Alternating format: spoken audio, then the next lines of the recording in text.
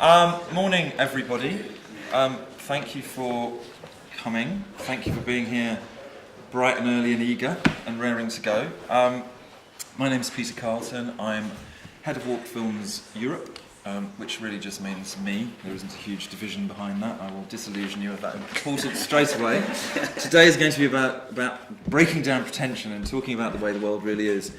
Joining me in that battle and breaking down some of my pretensions will be Mark Cosgrove, probably very well known to you as all things Watershed and all things programming at Encounters, and indeed, as of this year, taking up his expanded role as artistic director of the festival, and Claire Reddington, who is the director of the Pervasive Media Studio, also based within Watershed.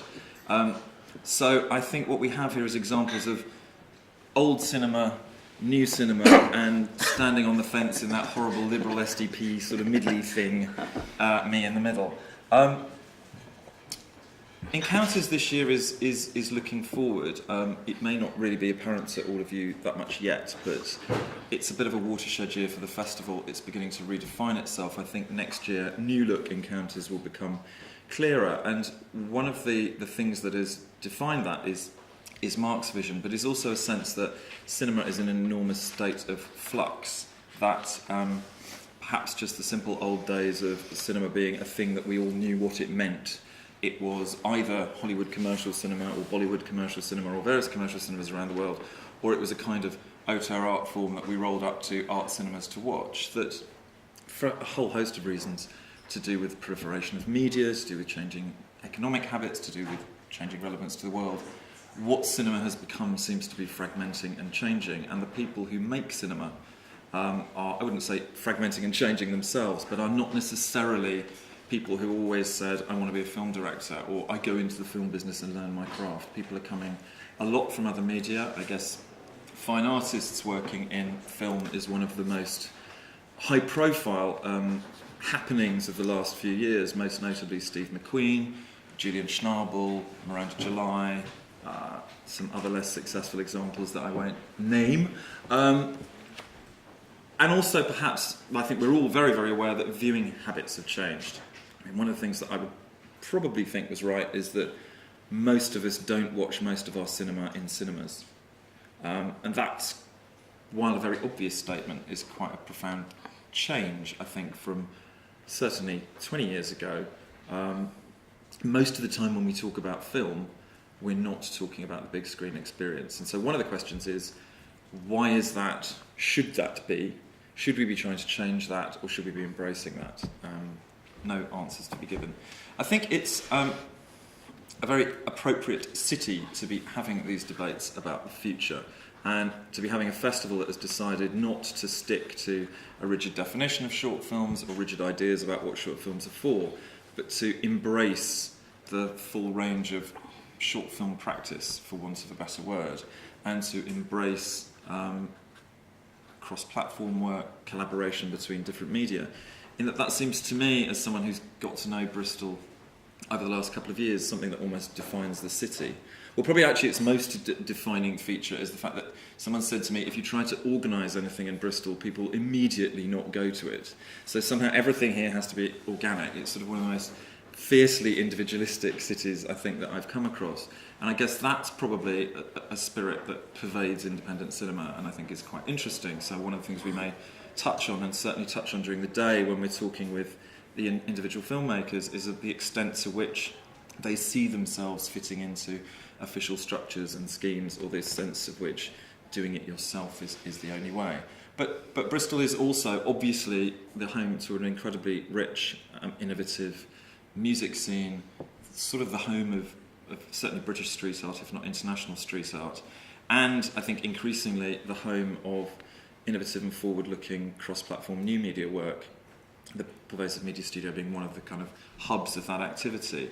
I think what attracts me to what happens here is, as I said, with that spirit of individualism, the creative vision is always put first rather than the scheme or format or set of goals, and I think that's definitely what we want to look at today.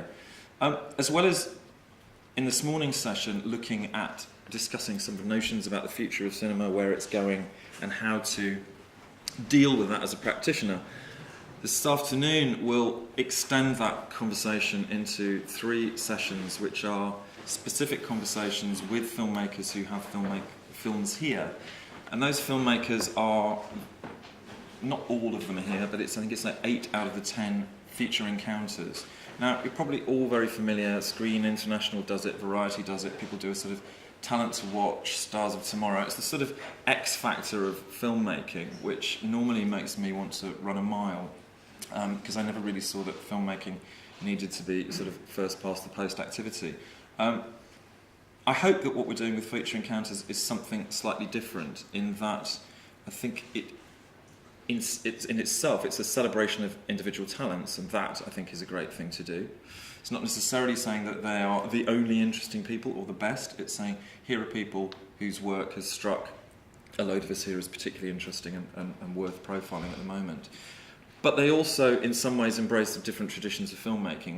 There are some who, at least on the surface, and we'll explore this further this afternoon, look like sort of pure filmmakers in the slightly old-fashioned sense of the word, and I don't mean that at all pejoratively. They are filmmakers who have always wanted to make films, are learning their craft as filmmakers, will probably go on and make feature films in a slightly sort of classic model. There are filmmakers who didn't start off being filmmakers at all, who have already had careers in other areas, in music, in comedy, in writing, in fine art, and have suddenly, and to me completely inexplicably, leapt into the abyss that is independent filmmaking. There are also, in several instances, groups or partnerships. It's not that image of the lone director with the megalomaniac vision and the loud megaphone. It's people who see collaboration at the very heart of what they do and aren't necessarily in any way hung up on purisms, even of their own role or of the type of work they're making. Often we're seeing mixtures of animation, of live action.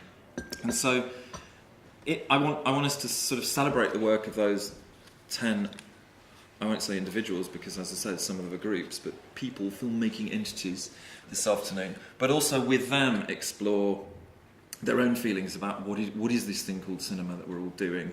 How obvious is it to them what they're doing? How obvious is it to them who is going to see their work and under what circumstances? Is that something that bothers them? Is that something that should bother a filmmaker or not? And again, usually one of the things that everybody's trying to get out of these festivals and stuff, particularly around short film, is the sort of, if I want to get to X, Y, or Z, if I want to make my first feature, what do I do next? My ambition would be that you're all vastly more baffled by the end of today, and that absolutely no clarity has been shed on that issue. Because I think if we had shed any clarity on that issue, we would be doing a disservice. So I guess it would be quite interesting to kick off today's discussion by in a way what kicked this off, what kicked off the idea of feature encounters and this idea of diverse different positions on cinema. And I hope this doesn't sound too sort of self-indulgent, but it actually came from Mark and me having a series of arguments in bars, most spectacularly being escorted from Spike Island reception last year by the security guard until saved by the director of the festival, Liz Hartman. It's sort of rather embarrassing, a senior member of staff and a board member being kicked out of their own reception. But what was clear, that was the reason we were being kicked out, was not because we were causing a public nuisance, but because of the passion with which we were arguing two positions. And to do no justice to either of those positions, broadly, and Mark, you're going to tell me that I'm totally wrong in a minute, but old does not equal bad. Look at that. Marvellous. That's the first thing I wrote down in telling response. Well, you have to believe it. We're all getting older. That's what it says on his Facebook. And actually, maybe if you get older, you get badder. Then that's maybe a good thing. But I mean, broadly speaking, we'll hatch this up. Mark is a passionate devotee of cinema and is someone who absolutely believes in the cinema experience and believes that it's still something that people value and treasure, and that sitting in darkened rooms gathered together in a quasi-religious fashion watching a 35mm print is indeed a transcendental experience. And I've given up on the 35mm print. Your standards are slipping. Once thing under the wedge, mate. Once you let that one in, you're completely screwed. And I'm, on the other hand, someone who is passionately committed to cinema, but actually believes that independent cinema in cinemas is to a large extent a dead duck, and that The only way for cinema to survive is to not fetishise formats or places, but is actually to embrace it in all of its diversity. And one of the things that I've done quite a lot of at Film Forum Walk is expanded cinema of various sorts, cinema as event. So mass participation, zombie movies at festivals, creating bespoke outdoor cinemas which become a place for interactive event as well as the screening of films, making films that can simultaneously be in cinemas, in concert halls, on the street, those kind of things. So we would wildly shout at each other, and the person who has more recently joined our shouting, or rather sort of raised her eyebrows in despair in the corner, as I'm sure she will do several times today, is Claire, who doesn't come from a position of in any way wanting to save anything called cinema or be passionate. She comes from someone who is a passionate creator of works in all of their mixed ways and across all manner of media, and is probably slightly bewildered by our somewhat arcane arguments, and probably therefore able to shed a sane light on how people and cultural artefacts and moving image artefacts interrelate, and how we as practitioners might actually want to embrace a future in which we have a much more productive relationship with our audience. So I'm in a minute going to shut up and hand over to these two. I just wanted to depress the hell out of everybody. We're going to sort of knock you down and lift you up. It's one of those kind of days, if we haven't done so already. But just a few facts and figures about cinema in the UK, or observations. In the UK, as in most of the major world territories, so-called, one of the perhaps surprising statistics is that cinema attendance is up. More people are going to the cinema than used to. More tickets are being bought than used to. So what you might say is all this nonsense and pessimism about cinema dying. Well, sadly, cinema going sort of mirrors in a really horrible way the situation of the world economy, which I believe does mean that it's teetering on complete disaster. But just as in the world economy, the super rich are getting richer. In fact, wealth is being concentrated in an ever tinier proportion of the super rich, whilst the rest of us are sort of scrambling around for the crumbs. That pretty much reflects what's happening in cinema, which is most of that increase, in fact, a bigger and bigger chunk of box office every year is being taken by between 5 and 10 studio films. And the rest, the other part of income is increasingly less and increasingly widely spread between the non-tentpole studio releases, major independent releases, international art house, and so on and so on and so forth. So the bottom line for independent cinema, and there's a whole other debate about what independent or dependent cinema might be, is there's less money coming back to it, and fewer people are going to the cinema every year to see independent film. The other fact or contention that I would make is that most cinema these days isn't watched in cinemas. I know I'm an odd one because I work in the film industry, which means that my viewing habits are nothing like anyone in the real world, i.e. I never go to the cinema. But nevertheless, I think that... I probably shouldn't have confessed to that, should I? I saw you in a queue for a cinema, for a film screening, I remember. Oh, that's true, I did. I don't think I bought a ticket there.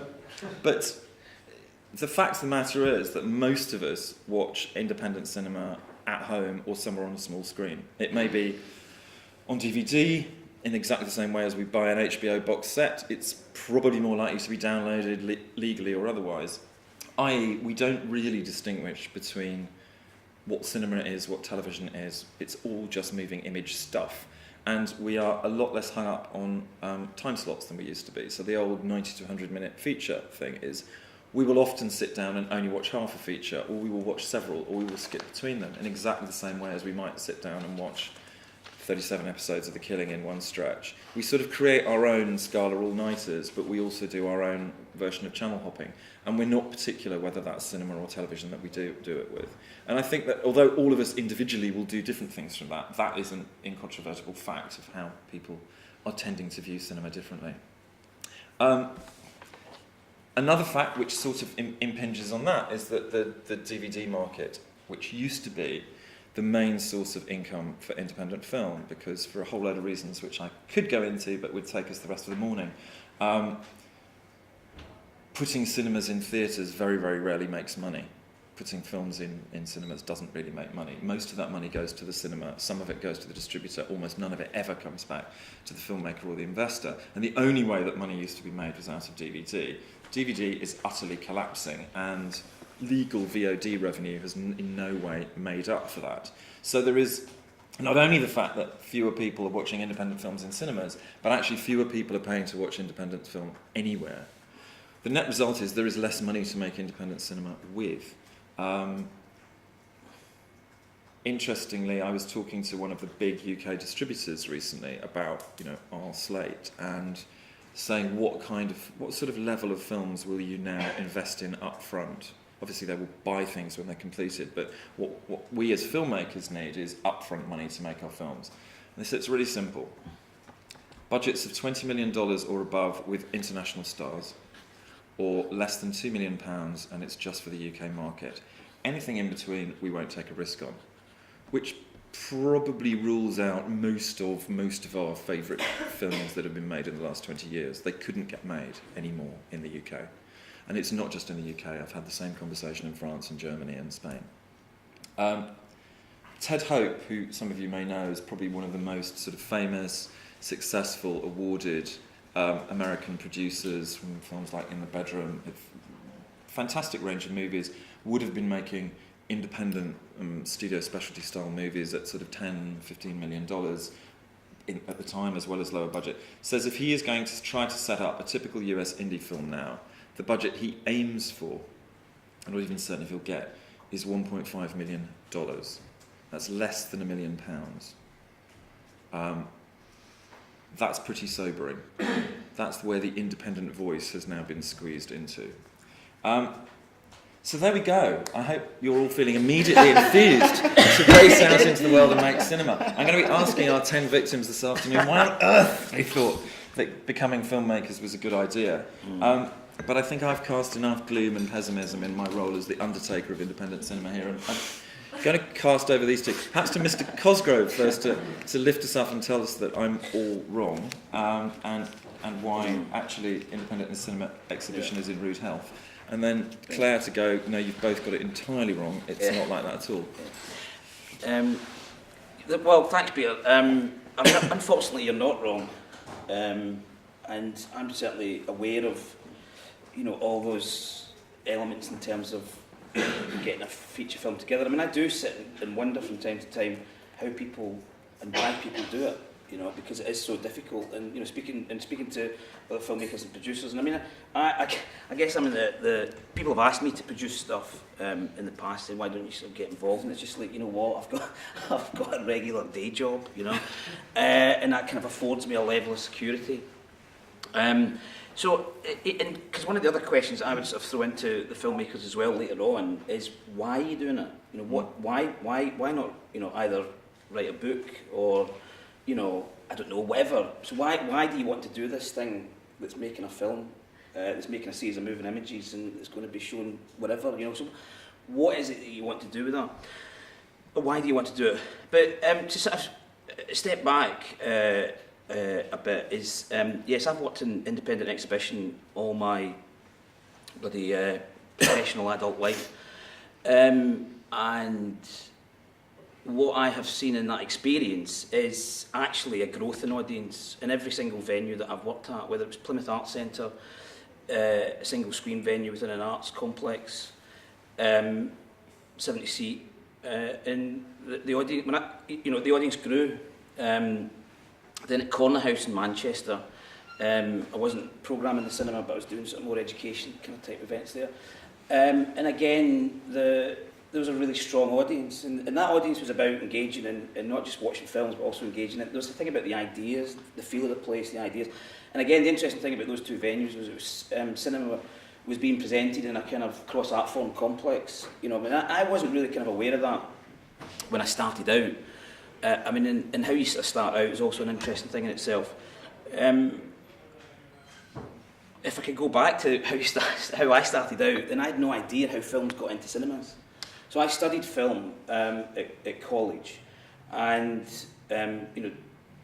got taught structuralism and everything like that about how you read films.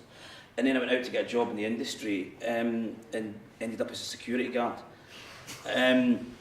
But nobody explained. You can imagine me as a security guard. I know. And I tell you, the company was called Sentinel Security, and they had the initials on my. Nice. So I was like, and the advice. I don't know. The advice. The guy who ran the company's advice was, he said, if anything kicks off, don't get involved. You're only. That's good advice to filmmakers, actually. Well, exactly. And the thing is, I was only there for insurance purposes. I wasn't there to solve any problems or address any issues. I was there for insurance purposes only.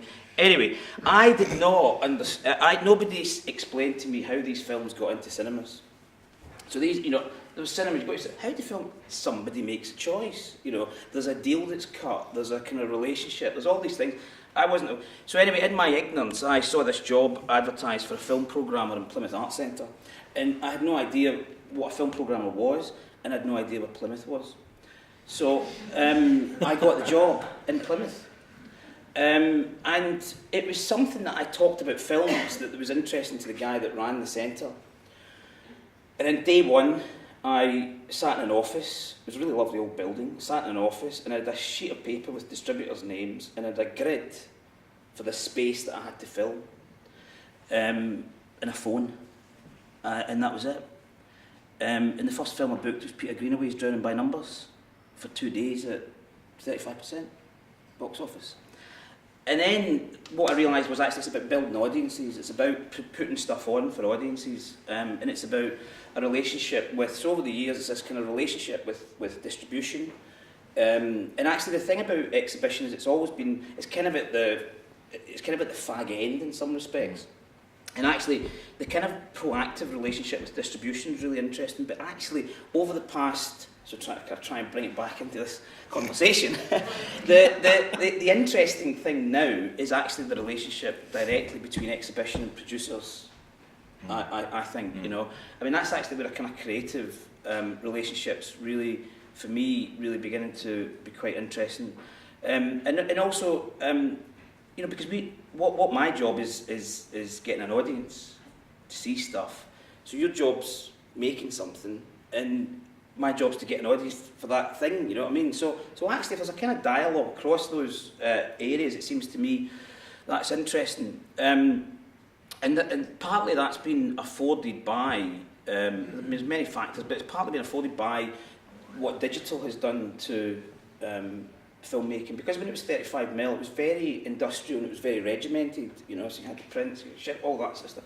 And now, because films can be delivered in many different forms, it's actually, there's a whole kind of breakdown of the industry that's quite fundamental. It's not terminal, it's just fundamental, and it's changing the way things are connected. And so when digital sort of really started to kick in, and in all the different forms and all the different spaces and different ways in which work could be presented, I have never been approached so much by filmmakers to show work. And I think that's really interesting as well, because it breaks down the whole process, and it actually makes for a really interesting series of sort of engagements. So what there also is, as Peter said, is that there is now a kind of multiplicity of ways in which you can view moving image.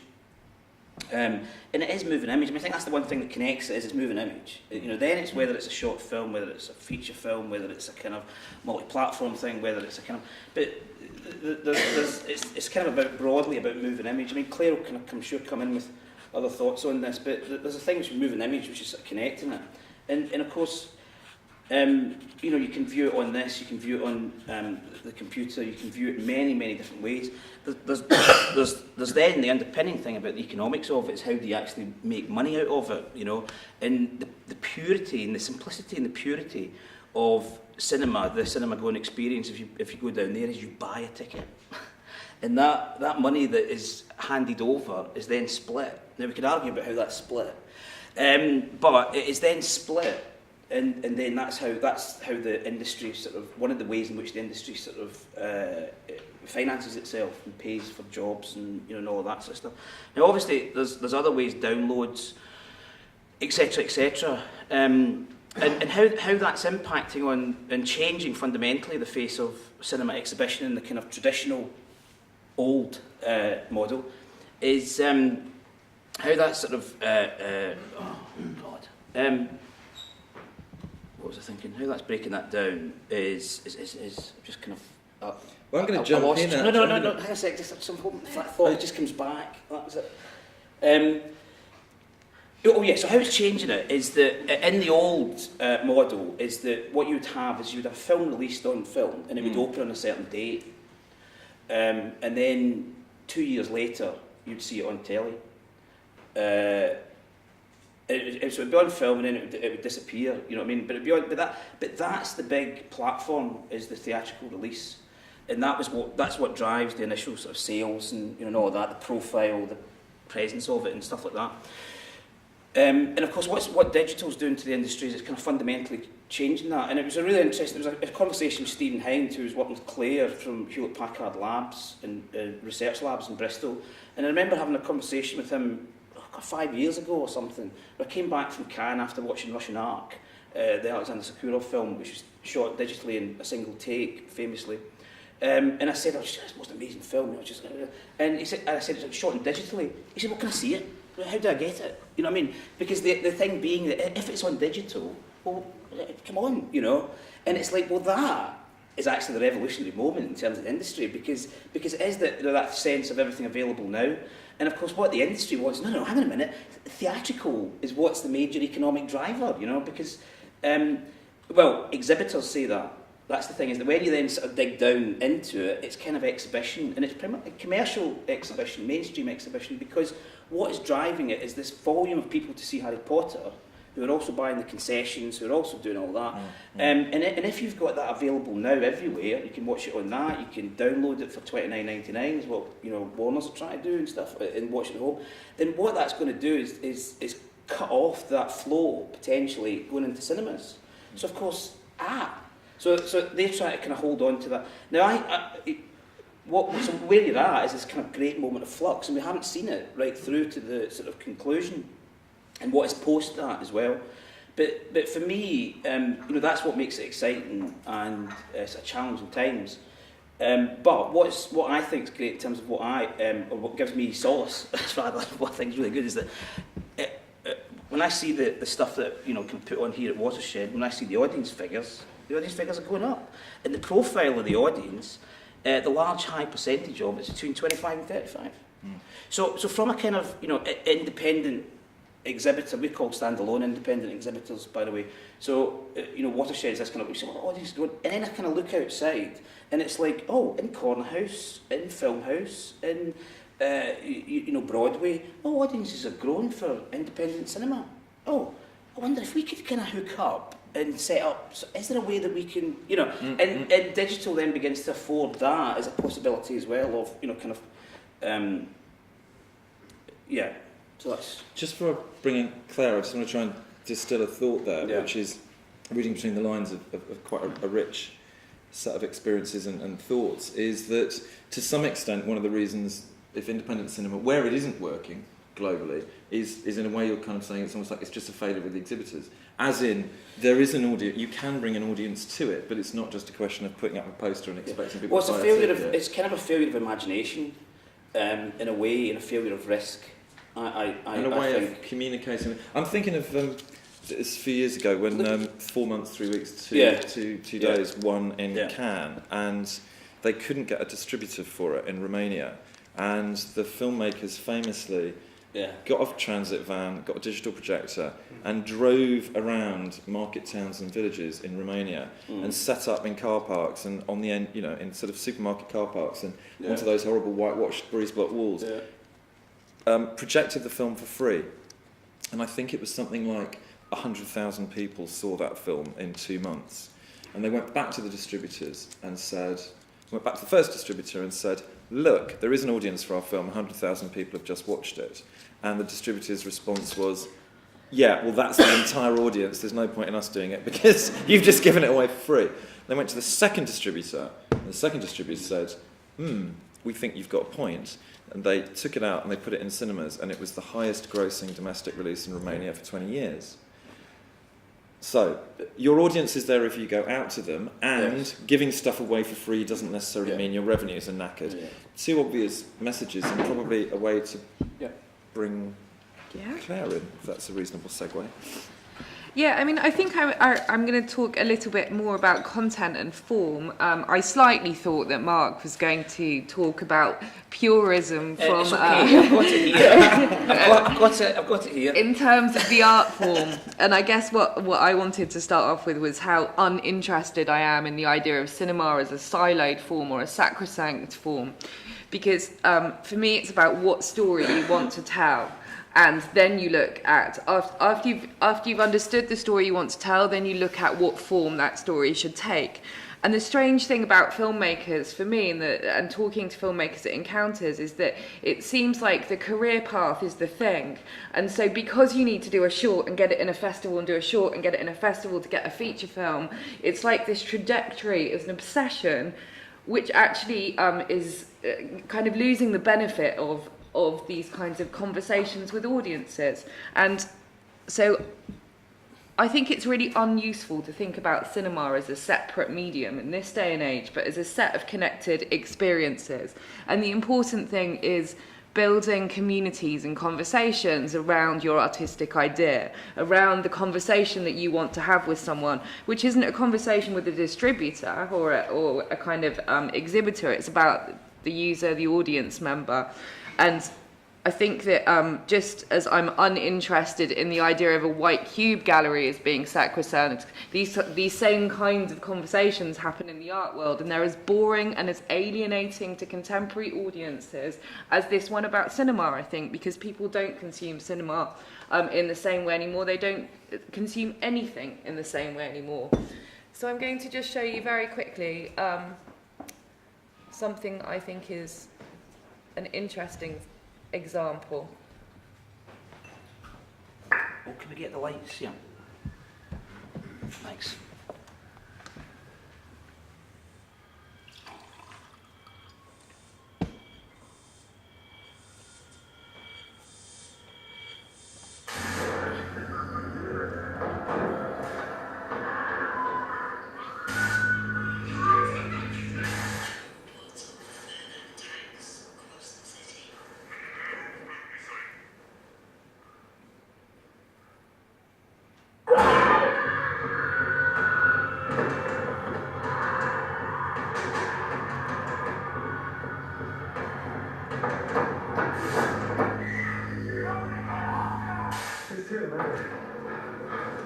Inside the church.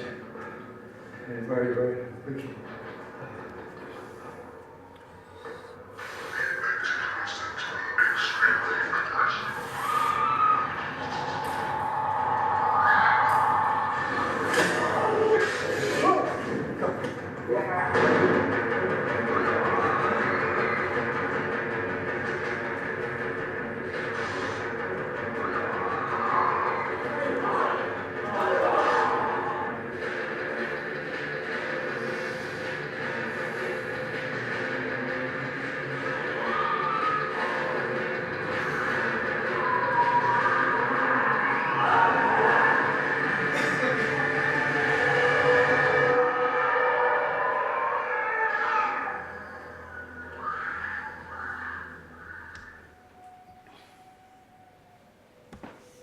Cool, if you can flick the lights back on, please.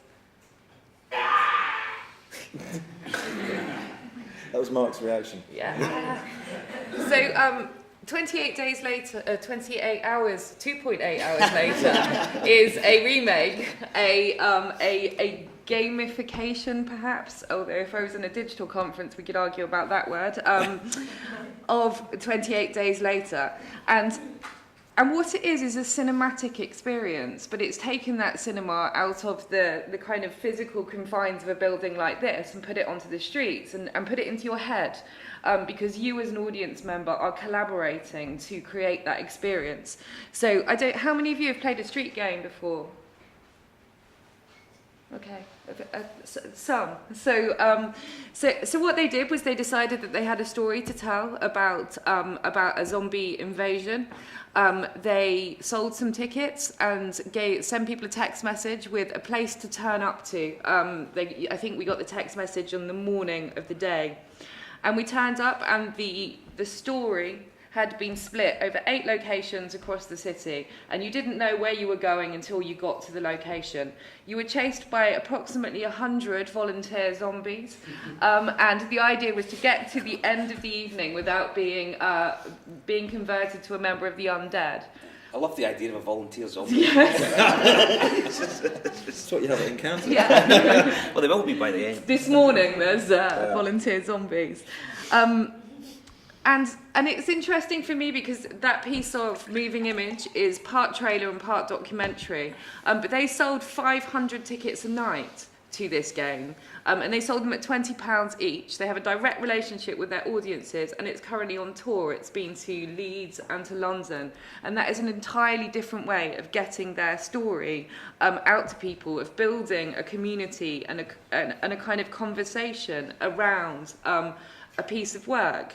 And I think that the artists that I work with, the ones that I enjoy working with, come without any kind of predetermined idea, perhaps, about the platform, and will challenge this kind of build it and they will come idea of making work. We will shoot a film and people will come and see it. Well, maybe they don't want to. Maybe it's not the best medium for the story that you want to tell. But then also maybe the cinema isn't just about films. Just like I'm interested in cinema which happens in your head or in the streets, I'm interested in playful experiences which happen in the cinema.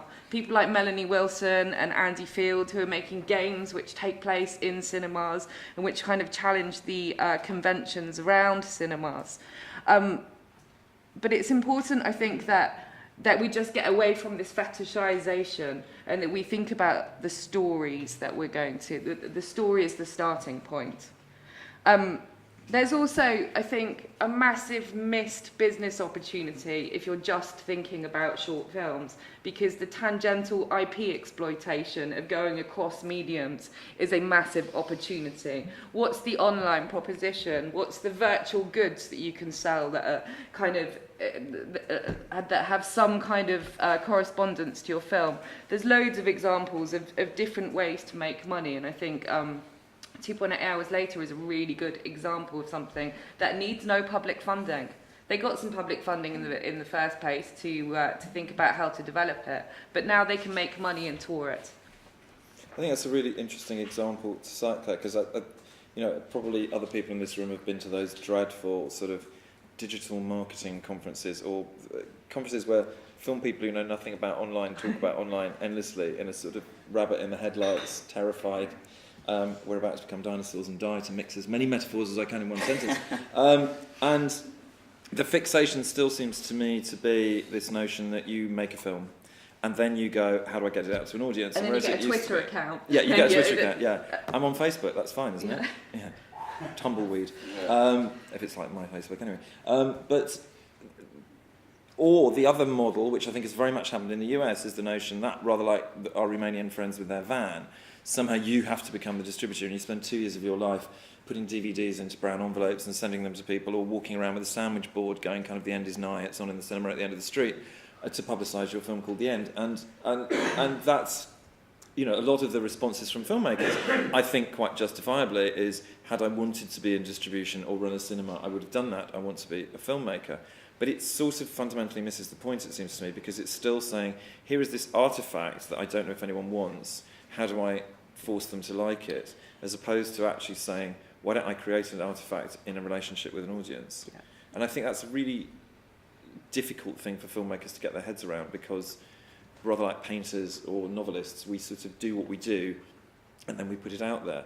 And I think it's a fundamental moment of deciding whether one can continue in that way, or whether, and maybe use other people to worry about that interrelationship with the audience, which is sort of the old distribution model, or whether actually we have to think of audience kind of right up front. And I think that's a big, big question.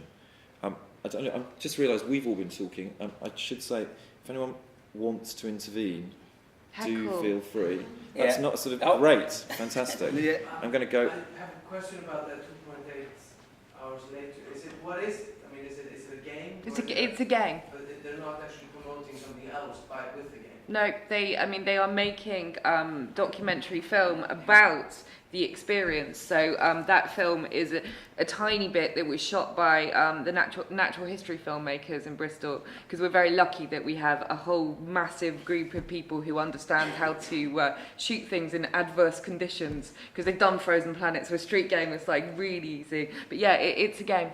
So where's the story? What do you mean, where's the story? Or where's the narrative? The narrative was around the kind of 8 locations in the city. It took you, you turned up, you were given a story world, which was about not being infected by a zombie, and then you had to go and meet 8, or go to 8 locations with different characters, different peoples, different quests, which ended in the zombie resistance house. If you had been caught by a zombie halfway through, you would have been tagged with a UV strip, and in the zombie resistance house, you would have gone through a clearing process. And if you'd have been tagged, you would have been put into full zombie makeup, and you would have joined the undead at the end. And it was actually a story about the economic crisis. It was a metaphor for what is happening to society. No, I think it totally, I mean, I appreciate that idea, but I guess it depends, well, like you said, really, exactly what your story is, because, I mean,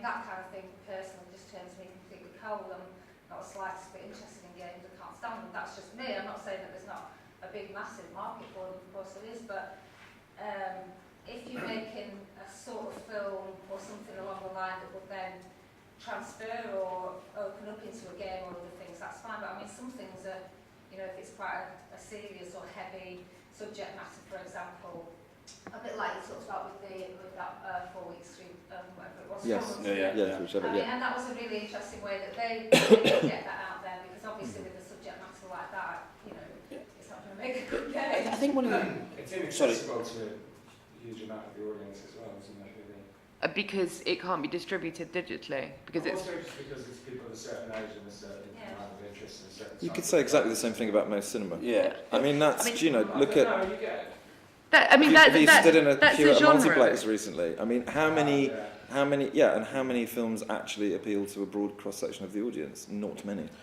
Most of them are incredibly, I mean, there is that great 4 quadrant, let's win the winning film. Obviously, there's a few blockbuster films, but by and large, films are marketed very, very deliberately to very specific sectors of the audience. They're made for them. I mean, if you walk in now, if I go to pitch a film to most financiers, I mean, not places like Film 4 and BFI that are still sort of on some level cultural funders, but in the real world, which is where most of the money comes from still to make most films, the first bloody question you get asked is, who's it for? And in fact, you either get asked or you get told, and actually usually what happens is you get told who it isn't for, or why the people you might have thought were going to go see your film aren't, and that's the end of the conversation. Yeah. Now, I'm not advocating that, but I'm saying that's what's happening in the world of cinema.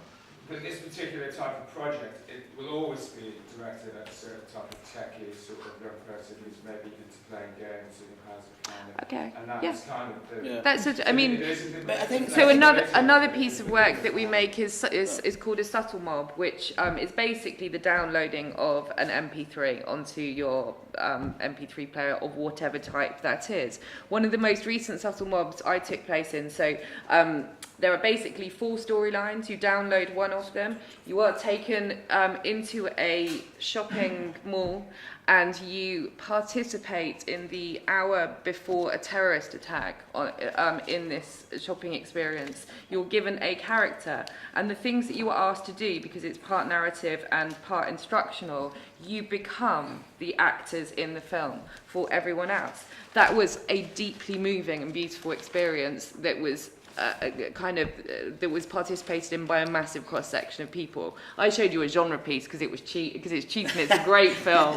But there's a girl over there. No, I also just wanted to say, I think what was interesting about that project is the collaborative element of it. So it is bringing like you say, Bristol's got a strong natural history, which is amazingly developed in terms of how it creates images and captures stuff and all that. And what's great about Peter's sort of intro to Bristol. I kind of really recognised some of the elements in Bristol, which is precisely that kind of coming together, and of course of different areas and different disciplines, different practices. But then of course cinema, as we know, is a collaborative thing, as well. So it's that kind of the collaborative element in the conversation. I'll come back to it later, but there was a question there. It's kind of just going back to something you said earlier about the old ones, how films were made, and then the print, and then the screen, and then 2 years down the line it was released on TV or through video.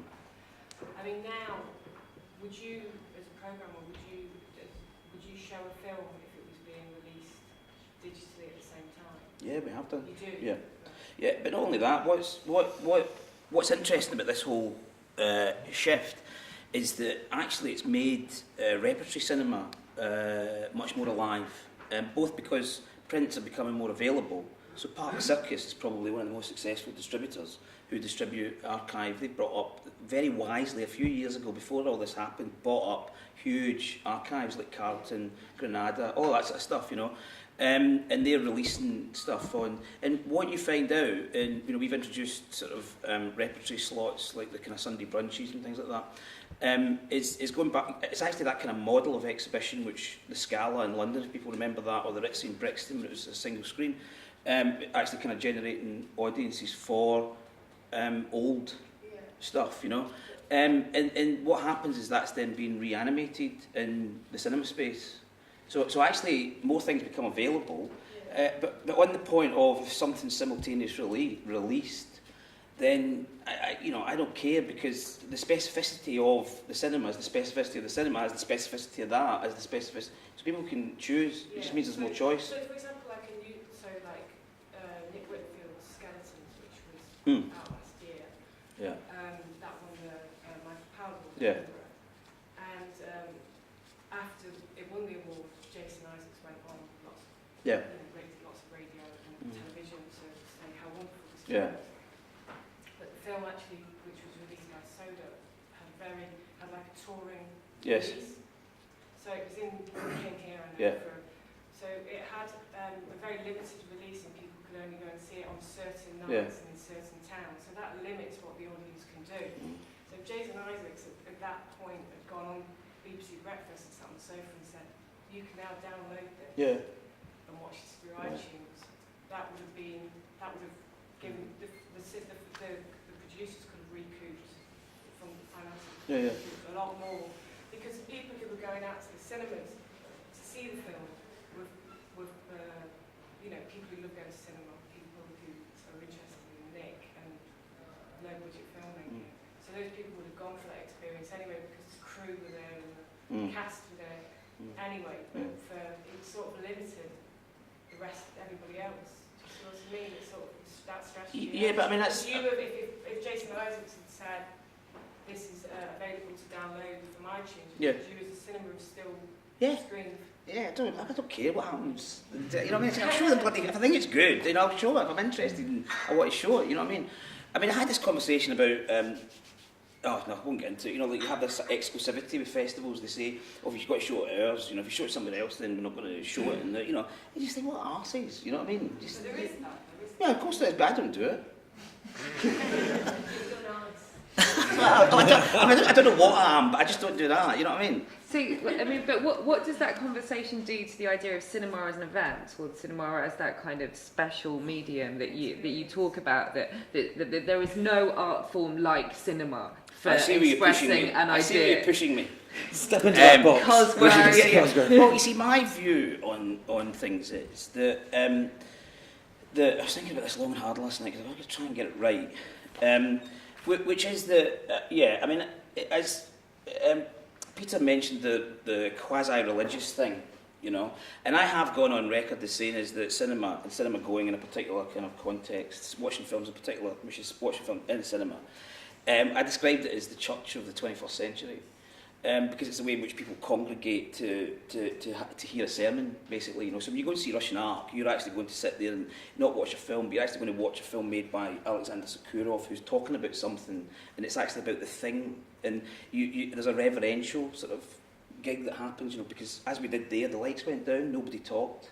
Why did you stop talking? Is that true in a multiplex too, though? Was it just I'm not like places like us? Well, it's not. I mean, it's not places like us. It's places. It's certain places. It's a chapel. They don't count. Yeah, that's the church. Talking high church. That's the church of the multiplex. They wouldn't show Alexander Sokurov anyway, so I'm not fussed about that. But it's the way in which so what it's about though is the way in which meaning is amplified and resonates is actually for me what it's about. And so I was saying earlier that, you know, I put together the programme on digital files, looking at digital files on the computer, and then, you know, looking at But what I'm doing is I'm thinking about them playing in the cinema, because for me that's one of the kind of important sort of tentpoles, as it were, in terms of the festival. Right? We can talk about what festivals are and all that sort of business. But it's at that moment, in that screening, with that communion, with that audience, that something happens between the work and the audience, which I'm interested. I don't have the answer to it, right? But I'm interested in it. And so what I've done is I have gone and sat in the cinemas to see some of the films, and I haven't been able to watch everything, but I haven't seen them in the cinema on the big screen, you know. I love the fact it's a big screen. That's the childish part of me. But so there's a couple that you know, just that. What was happening there, or what was happening there when I watched it, was absolutely amplified when you watched it in that context. And I'm interested in that. And one of my sort of points of reference for that moment is George Steiner, who wrote some good books. And one of them is called Real Presences, which has got the subtitle, Is There Anything in What We Say? And I think that's really important, because going back to what happens with short filmmakers is, you know, this notion of the calling card. And that for me is profoundly uninteresting, you know, because what you get is somebody demonstrating that they can point the camera and shoot, you know. What I'm interested in is actually, is there anything in what we say? And what Steiner goes on to say in his book, I mean, I won't go into too much detail, but what he says is, this study will contend that the wager on the meaning of meaning, on the potential of insight and response, when one human voice addresses another, when we come face to face with the text and the work of art or music, which is to say, when we encounter the other in its condition of freedom, is a wager on transcendence. Now, you see, I'm getting a bit emotional there because there's something in it that I just find. So that guy there that made the film Come to Harm, the Icelandic film, I watched it in the cinema, and I was I was reduced to tears when I was watching it, you know. So you need to see it, and for me, it's in that moment that George Steiner's sort of talking about that I find really quite interesting. He then goes on to say,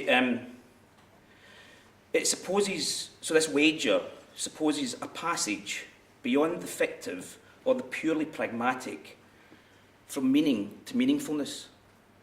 He then goes on to connect it as to a kind of, basically, he uses that to prove the existence of God. Right, now when it comes to that point, I kind of go, oh, wait, steady. But what there is that I could show you a picture of a Jackson Pollock, and you can put it up on screen and you can look at it. But then you can stand in front of the original. Well, you couldn't because, you know, well, you could, but you'd have to fly over to, you know, New York and do all that sort of shit. But the standing in front of the thing itself is a different from standing up, you know, looking at it on that. And I'm not quite sure what that is, but I think George Steiner's beginning to describe it. The cinema is kind of uniquely a place where a conversation can't can't happen though, which is it's a broadcast though, which is increasingly a kind of rare thing in our lives. We are used to, even television is mostly an experience consumed with another screen in front of you, and a conversation. If you look at Twitter on a Saturday night, there's a kind of Strictly Come Dancing X Factor explosion of people who don't know each other connecting. And that's the sort of paradox of cinema, in a way, is that, I mean, maybe theatre, I don't know, or indeed live music in some way. I'll come on to another thing in a second about what that sort of meaning is that, because what you do is you come together to sit in silence. And I think that's really, really interesting. You know what I mean? You come together to sit in silence. But what you're doing is you're getting something, and it's what that thing is that's going on. And just to sort of illustrate that it's not, I'm not absolutist about it. I see it as a spectrum. But for the purposes of today, we're supposed to be absolutists. I understand. But for the purposes of the day, I mean, if you push me on it, then I will say it. You know what I mean? And I will say that Cannes and the screenings at the Lumiere Cinema are the high tempo. You know what I mean? And Thierry Frémaux, that is the programmer of Cannes, I think knows exactly what he's doing in that in terms of the respect. Well, exactly. So what he does is it's really interesting if you watch it, you know, and you see them going up the red carpet. So everybody fetishises the red carpet and the paparazzi and all of that sort of stuff. But actually what's happening at that moment is that Thierry Frémaux stands at the top of those steps with Gilles Jacob and welcomes everybody into the house or the church or whatever you want to call it, into that space, right? He welcomes them, you know. And when the filmmakers come up, and it's the film team that have made it, he goes half the way down the stairs to meet them, because it would be rude, and it wouldn't be sort of welcoming, and it would be because they're not bigger than the thing, so they come down the steps to then walk them up the steps.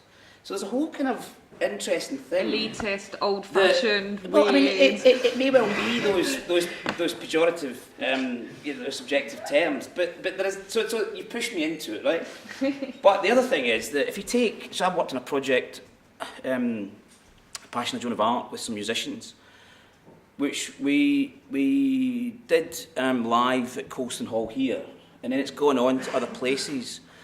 And I've been to see it in a whole number of places being performed.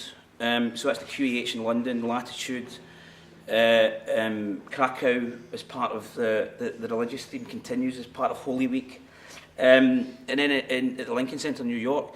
But the one place that really kind of, the piece sort of really worked in an extraordinary way, and of course it's subjective and it's maybe worked for me, maybe it didn't work for everybody else, was actually in ATP. So Portishead curated I'll Be Your Mirror at Alexandra Palace. And it was presented there. And it was really funny because, you know, I wasn't involved in the sort of setting up of it, but, you know, I was involved in kind of all of that, getting it going, not the setting up of this particular gig. And I kind of walked in at the hall, which is a huge big hall, you know, which takes a capacity of 3,000 people standing, right? And I went in and I said, where's the chairs? You know what I mean? Because it's like, cinema for God's sake, where's the chairs, you know? And it was just like, oh no, hang on a minute, this is a rock venue, shit. You know, so everybody stood. So these kind of, you know, people that were coming to like, rock gigs, you know, for want of a better phrase, were all standing. There was about 2.5, Peter was there, there was about 2.5, 3,000 people. So standing there, and it was like, what is this that we're going to see? Oh, I think it's a film, you know, silent film. That's what I can hear people sort of saying, you know. And then it happened, and then I went kind of onto the stage to look and see the audience, and the kind of response was extraordinary. And that was a thing about, also about mixing audiences and about context. So I'm not, I mean, you know, if you do push me, I will go into that kind of, you know, that's where, but I will, you know, in extremis. But what that was also about is where that thing that Adrian was exploring with the music and with the film, for me had a kind of bigger presence and resonance, was in this moment, which was actually a kind of rock music set up, shown a film. And actually, there's a thing that's going through my brain, and you can see it happening now in, you know, pop-up cinema, you know, film at festivals, is that music festival is actually a place where cinemas, in a way, being reborn in some respects, because you're actually getting an audience, you're mixing the audience, but you're also representing away precisely from the reverential, you know, here's this darkened room and everybody, you know, shut the...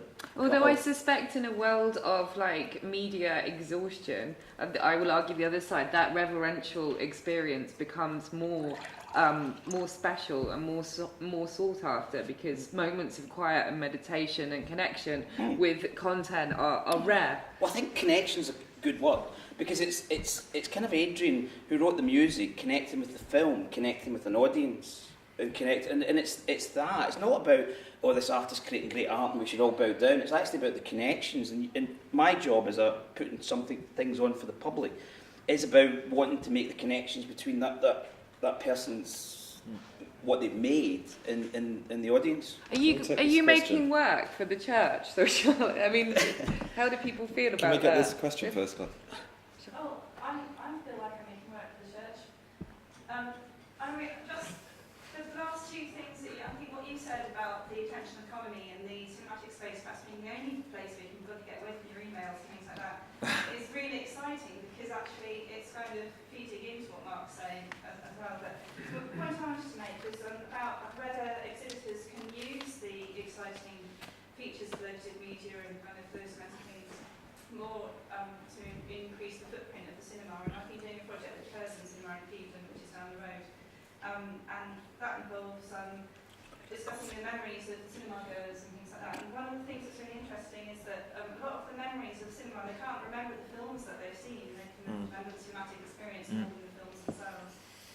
But I've used QR codes around the cinema, and you can scan them and you can hear about people smoking in the back row, and you can hear about when they saw the feature of the Black Lagoon and the Curzon cat came out and frightened them when they fainted and things like that. So it's just that kind of pure cinematic religious experience might be becoming nostalgically more valuable, as Claire says, given that kind of connected things. But the other thing I wanted to say was about alternative content and the fact that cinemas have been used for other kinds of entertainment in the history of cinema. You know, the Beatles and people having music in the 60s and bingo and all that kind of stuff. And I'm really excited about sort of second screens and what alternative content could mean cinematically as opposed to showing opera or ballet on the screen. Like, how could you, more than just having a Q&A with the director about the film, what could the fact that cinemas are networked mean for the future of cinema?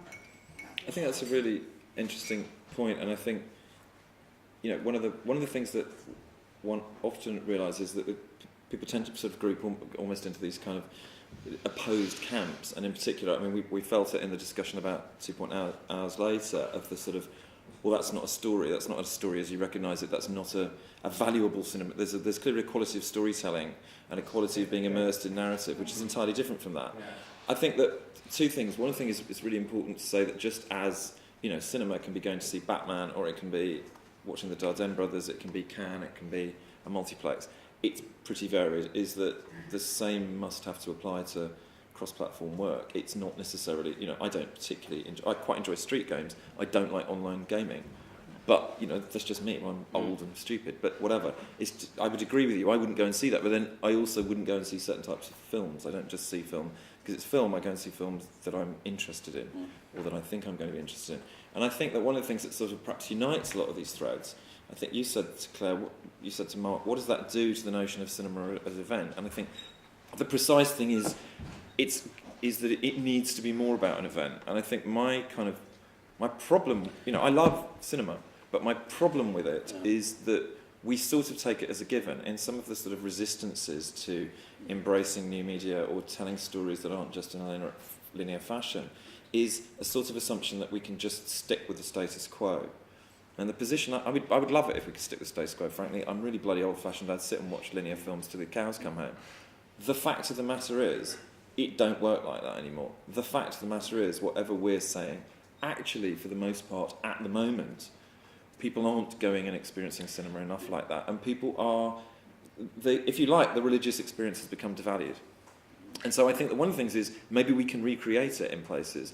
And sometimes by actually, as Mark said, with the experience of watching Joan of Arc at ATP, it wasn't a cinema, it wasn't a normal cinema-going audience. Weirdly, I think the fact that we all had to stand up made it... Well, made it more there intense. was a sort of an act of devotion had to go on. You couldn't even sit and watch. And there was none of the normal either inattention or other stuff that goes on at festivals either. It was really quite weird. It was 2,500 people, utterly focused. I don't think a single person went to the bar for 110 minutes, which is pretty shocking at a festival. Well, they're all complete. Mark did. Mark did. Yes. He'd got his tinnies under his chair on the stage. Yeah. But leave my bladder out of it. And I think, we don't want to get into a ridiculous, pure cinema, bad internet stuff, really. Yeah. But I think also it's about thinking in silos. It's about, if you're only thinking about your film for the cinema, you've just missed a load of opportunities to tell the story, other ways to touch people. That's where I think...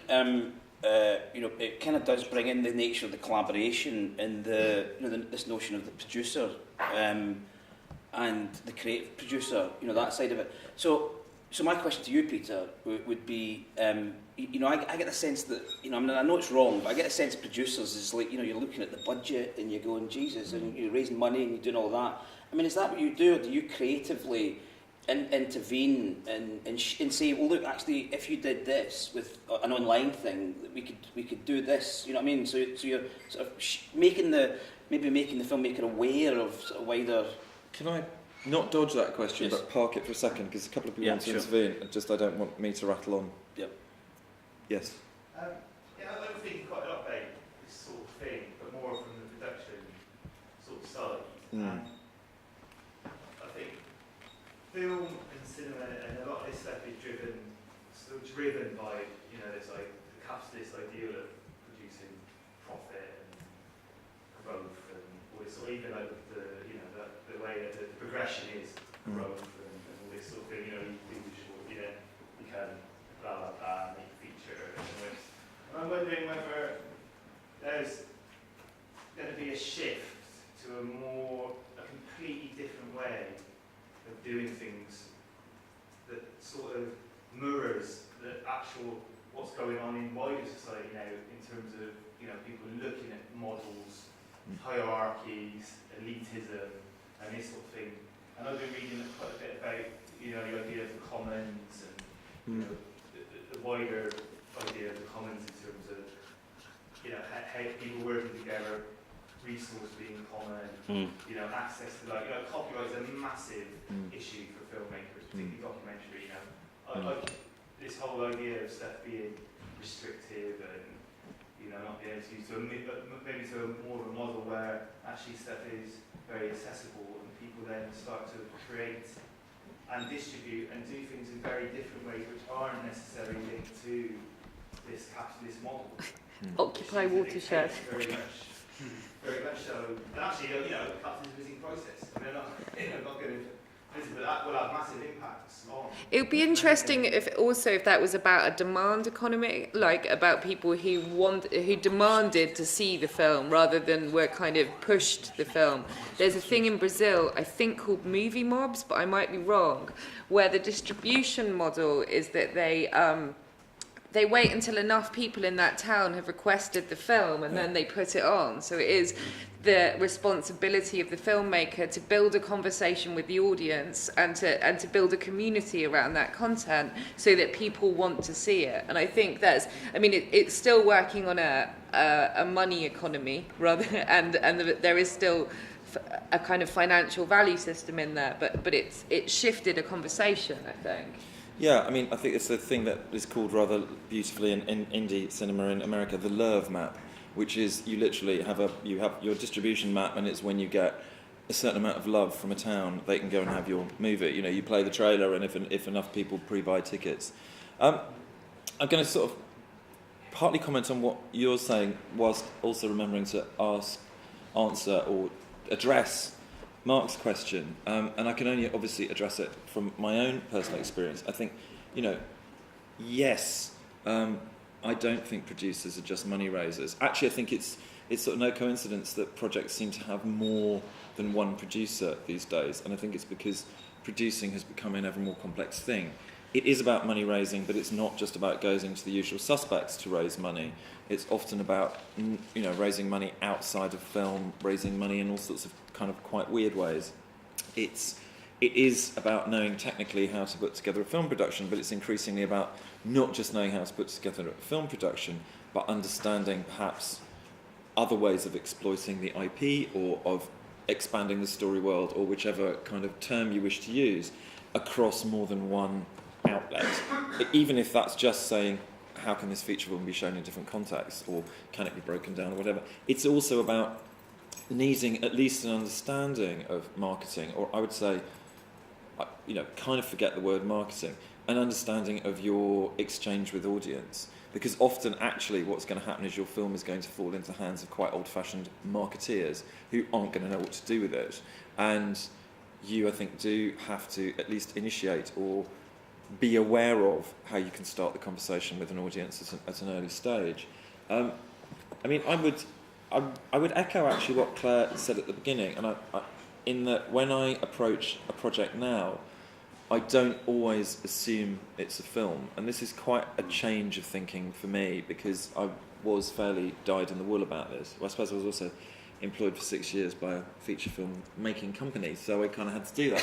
When I I suppose one of the things that informed my leaving Film 40 years ago was actually realising that some of the things that I was interested in and some of the things that the makers who I wanted to work with were interested in weren't necessarily 100 minutes long and fitted in cinemas. Some of them are, I've got a slate of projects and some of them are still aimed at that religious moment in Cannes or in the Watershed or wherever else. But, first of all, quite a lot of what we're doing is within telly, and that's not just because telly actually pays proper money so you can survive, as opposed to feature films that are really an extremely expensive hobby. They're sort of equivalent to powerboating or something in terms of how much money you lose trying to make films.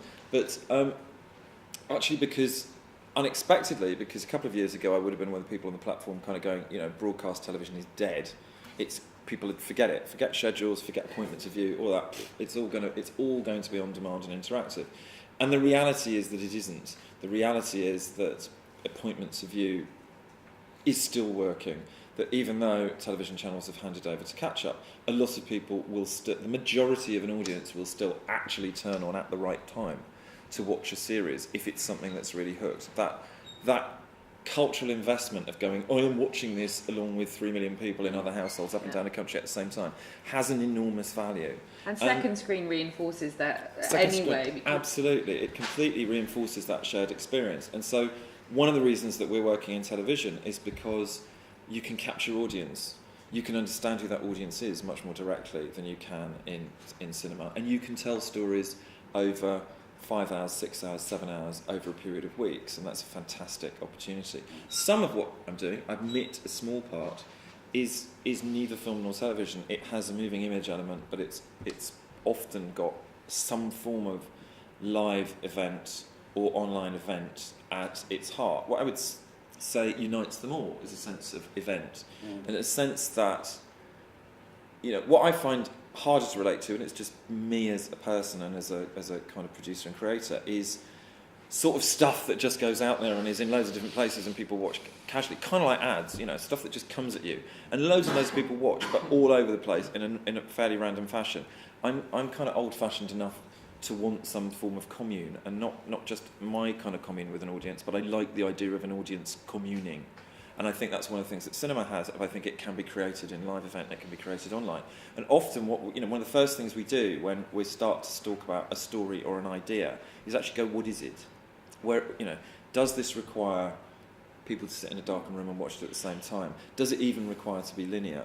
Actually, some of them you kind of go, this would be much better as a game, or as some form of, not necessarily even interactive in the sense that you have to play it experience, but something that has more of a random walkthrough or a chosen walkthrough than in a received way. And I think that's a really fundamental shift. And one of the things that it's made me do is think much harder about the cinema that I make. So I don't just kind of go, oh, that's a great idea, that will make a film. I have to think, why would that be a film? Who might go and see it? Why would I want them to go and see it? Why would they want to go and see it? What will be the impact of that? Why does that story belong there? And yes, those are questions I'm going to have to answer in front of the distributor in order to get the bloody thing out at the moment. But they're more fundamentally questions about, well, for me, why the hell would I get out of bed in the morning and spend the next 3 years of my life doing this, not getting paid very much?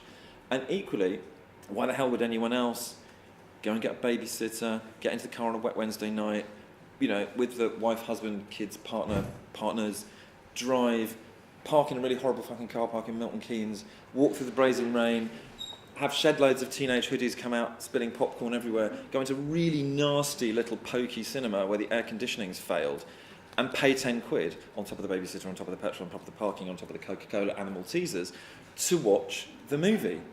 And I find it absolutely bloody gobsmacking. I feel your pain. Well, I find it absolutely gobsmacking that producers and directors and writers don't ask that question. Yeah. I have to say, when I sit on panels or I sit in audiences and I hear filmmakers say, I don't think about the audience, I want to punch their fucking lights out. That arrogance of someone who will come into, as I used to be a financier, and go, I want £1 million of taxpayers' money, please, and I don't care about the audience. Yeah. Go and finger paint. Now, that's different. I was wondering where that was going there. It began with an F, and then it was okay. That's different from what then happens in the process of creation. I profoundly believe that there is a moment in the process of creation when you have to forget all that, and where it's just about you, and particularly, and this is less to do with me as producer, but as directors, or whoever, the group doing stuff, where you have to forget all that, where you can't second guess, where you certainly shouldn't censor, and you must never, ever, ever, ever listen to focus groups, because they are just bad. They're just works of the devil and they're nonsense.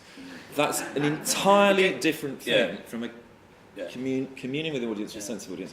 And can I just bring in Carly, who's probably going to contradict me totally? Well, I think the main thing that's the challenge to do today is to make people feel things. I don't even think it's about a story. It's about, can you make people be moved? Can you make them feel anything? Because people are so shut down. They're so bombarded by imagery and text and visuals everywhere that just to feel anything to me is a privilege. If I feel anything, I'm happy to play, you know, a tenner or 20, or go to the bloody director's lounge that costs $2 million. Or, you know, or come here happily if I can be moved. And I think as a filmmaker that should be, or it is at least for me, something very important to get to. And that is connection in a way. If you don't connect, you don't move people. If you don't say something, you don't move people. It doesn't necessarily have to have a traditional story, but I think you have to connect in some way. And I think that's a big challenge. Did you want to ask a question? Yeah, back to that 2.8 days, that kind of clear thing in collaboration with an audience is really clear. I mean, the whole drive for them to go and do it is the idea that they're almost a producer without them, it doesn't work. Now, what with kind of short film and cinema experience, other than online presence, how do you get them involved? What I was going to say is that, I mean, what I've always wanted to do here with the cinemas is to, I mean, it's a kind of paradox. That's the thing about cinemas, it's a paradox. What I've always wanted to do is to have it, it'd be great if it was a window, you know, if the walls were windows, so that when people came into the building, so you get into Watershed, like, you know, certain times you can see the ebb and flow of people during the festival, for example. So you can come upstairs into the top foyer and you think, oh, it's really quiet in here. But actually there's 200 people sat and just beyond that door, just beyond that wall, that are engaging in this thing. You know, I mean, they're sat there and they're engaging on this. And it's like you can't see them, so you don't think they're there. And what I've always wanted to do is like a two-way mirror thing, you know, all the way down, so that you can actually see that activity. And see, you know, kind of see what's going on. I don't know, that, I just thought it was going through my brain earlier on. So if we can sort that out, that you could, you know, you could feel, you could see that was going on. It'd be a great advert, as it were, as well. Yeah, but you're talking about what the kind of practical mechanisms for having that conversation with an audience around the short film world. And I mean, there's loads, and that's probably the kind of digital marketing session of it, where you talk about sharing your process with the audience really early on by blogging, by making of documentary of Passion of Joan of Arc is one of my favourite things about that project, because it's so honest and it lets you into the creative kind of process of that you the piece of work becomes more special, more valuable from that, I think. There's, I think, Dreams of a Life was shown yesterday, and I mean, there's a whole interactive online game-like experience that goes alongside Dreams of a Life. So there's many ways, and they're becoming fairly hackneyed ways to do it now. Actually, there are some distributors that are more alert to those possibilities as well, in that sort of more formal structured thing about distribution. So Dogwoof that are doing Dreams of a Life are really on it in terms of getting it out there, you know. I think one of the things, doesn't necessarily answer your question about short films, but it's a question for filmmakers, particularly if they or we see ourselves as still, on some level, linear storytellers. And so the idea of immediately gamifying, at risk of using that word, our work doesn't necessarily, you know, appeal wildly, is that it isn't necessarily about changing the structure of the work. It might be. I think that question has to be asked first and foremost, is what is the best way to tell this story or to give this experience to a viewer? And is it an installation, a hot water bottle, an item of clothing, or a feature film? And then the second question is, if it turns out that it's a film of some length, is one of the ways of having an interaction, you know, you can get the audience to participate, you can do all that crowdsourcing, you can sell extras tickets, you can do all those things, but let's suppose that's inappropriate because it's a kind of two-hander about a man and his child in the outback of Alaska or something. You're not going to suddenly crowd, whatever. So there are ways of inserting. It's not just about am I going to put it in cinemas and who's going to put it there. It's a way of inserting it into other dialogues. And we can take a leaf out of the sort of studio book. One of the things that the studios do is only make films that they know are going to succeed because they're like things they've done before. Hence their obsession with franchises and remakes. And of course, fortunately, they don't work. Gradually, they run out of steam. But what the nugget of interest in that is to say, rather than starting from scratch, kind of going, hello, I've made a film over here, anyone want to come see it? Is to go, where is there already talk or interest in something that's rather like what I've done, that what I've done might be able to sort of join the flow of conversation. Now that may be people who are really interested in short films and new directors coming up, so it may be about talent. So it may be that actually you foreground your film around your talent in places like this, in other festivals. You get yourself on every single site that you can, which is about foregrounding new talent. You even become outspoken about trends in new cinema, even though you don't give a shit about them, in order to insert yourself into that dialogue. It may be that it's through the subject matter of the film, it may be that it's something to do with the source material, an author it came from, an animation style, or something else.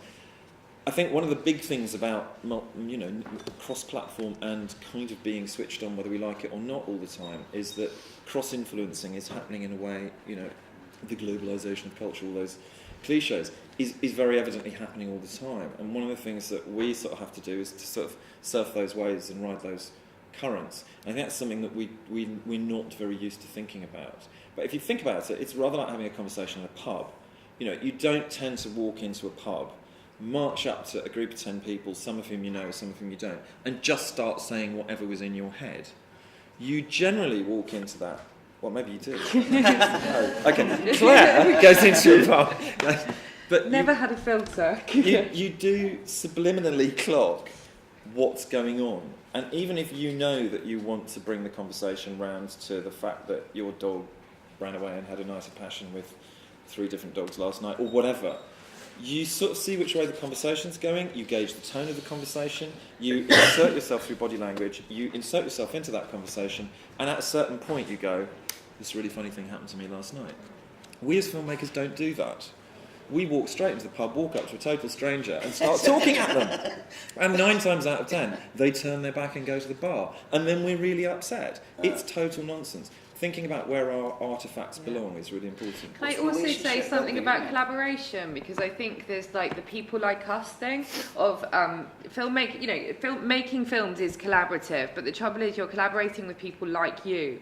And for me, the creative process and the way that spectacular and beautiful and unique ideas get made is by collaborating with people who aren't like you, who have something else to bring, that there are skill sets and ways of looking at the world that join up. So that idea of I have my short film, what conversations do I want to have around it, can actually be done in collaboration with other people who know the mechanisms of creating websites and conversations and kind of digital stories. But kind of stopping the siloedness of the film world, I think, is really important.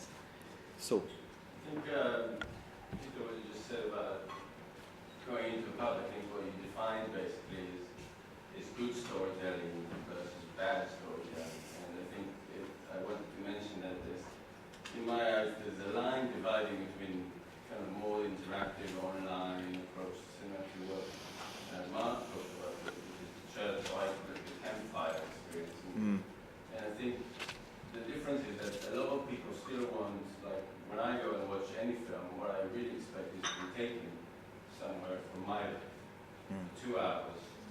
Like when you go to a campfire and someone tells you a good story. And I think that kind of contradicts interactivity in a way.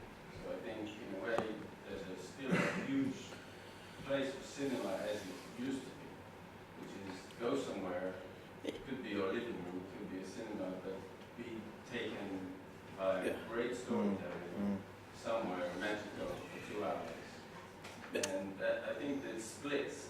You can have cinema which is more interactive, there's an online art to it, and games into it, but it activates your brain. There's something magical about reading a book, seeing a film like it used to be. The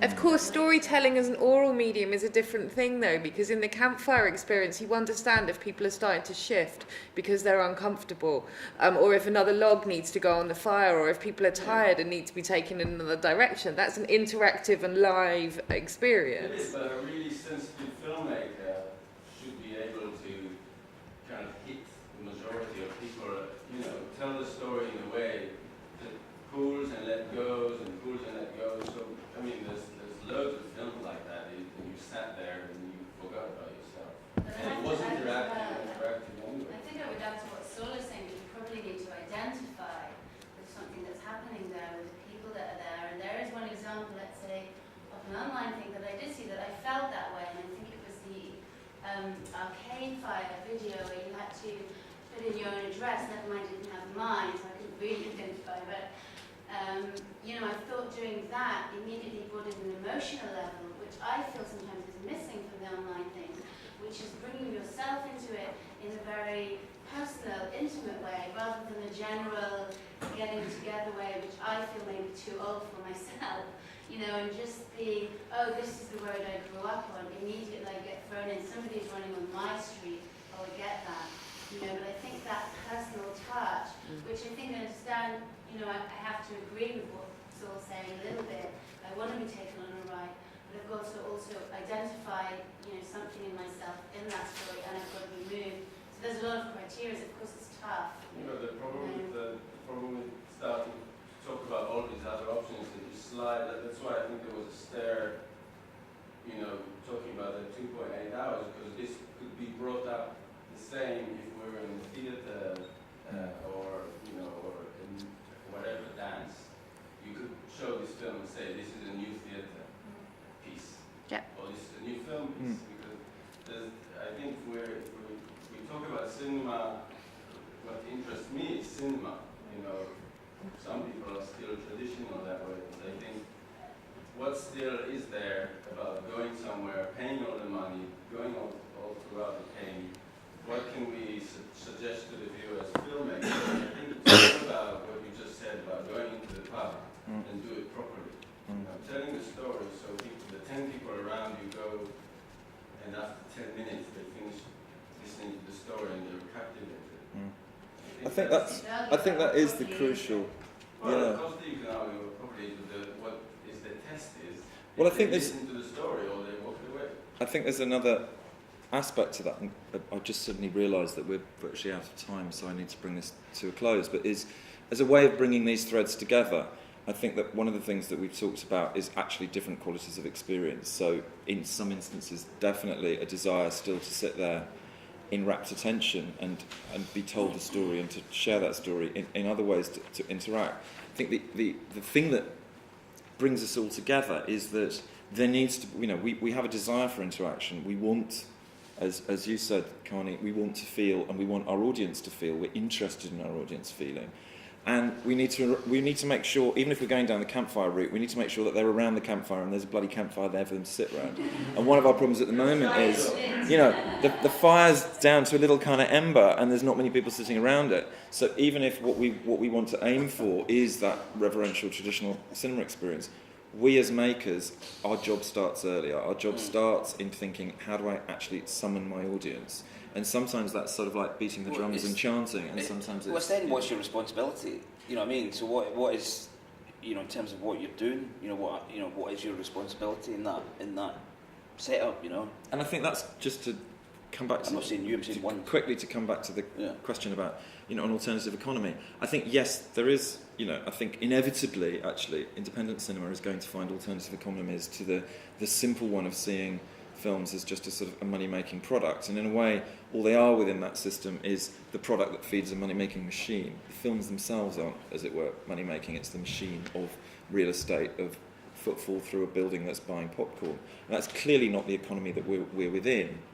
And we may well be able to exploit other economies. We may well be able to make work in a more collaborative way, and particularly if we can find the right cultural institutions, not necessarily on a profit economy. Nevertheless, there's always some fundamental questions. moving image of whatever description isn't the cheapest thing in the world, and even low budget is, compared to sort of the cost of clothing, food and housing, quite expensive. And I think that's a question that will never go away for us as filmmakers, is we have to get the money from somewhere.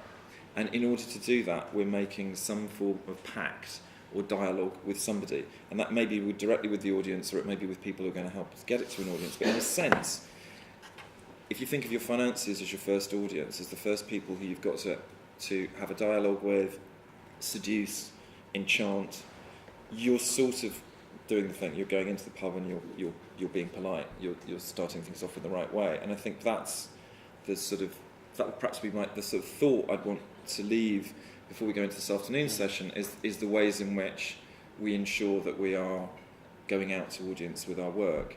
I think I'm looking forward to this afternoon when people who I think in different ways very passionately are going out to audience with their work, our 10 feature encounters filmmakers, are going to talk about, you know, what does and doesn't concern them, because some of the things we've talked about feel quite theoretical, some of them feel very anecdotal and practical. I think probably one of the things we're going to find this afternoon is that there's a multiplicity of ways of doing this. And I think one of the other things today was build at, and we're going to look at this afternoon, was, you know, not just where is cinema going in the future, but what can we, as in some instances up and coming, in others old and outgoing filmmakers, do, well, how can we look to the future?